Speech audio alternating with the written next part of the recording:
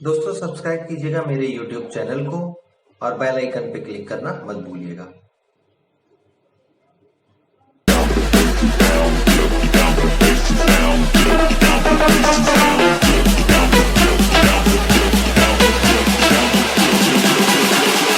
Get up, get down with the bass and sound.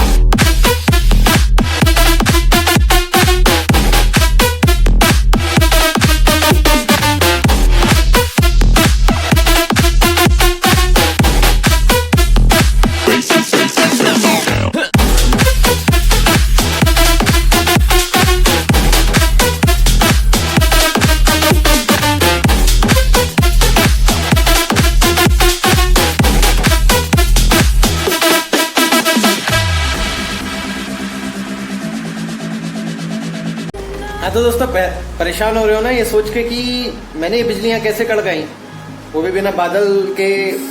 तो उसका राज है ये मॉस्किटो रैकेट और ये स्क्रू ड्राइवर, इनकी मदद से ये बिजलियां कड़की है। चलो दिखाता हूँ मैं आपको।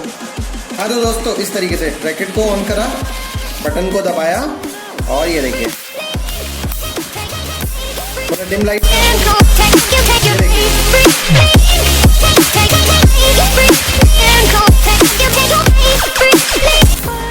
चलिए आप भी कड़काइएगा बिजली इस तरीके से।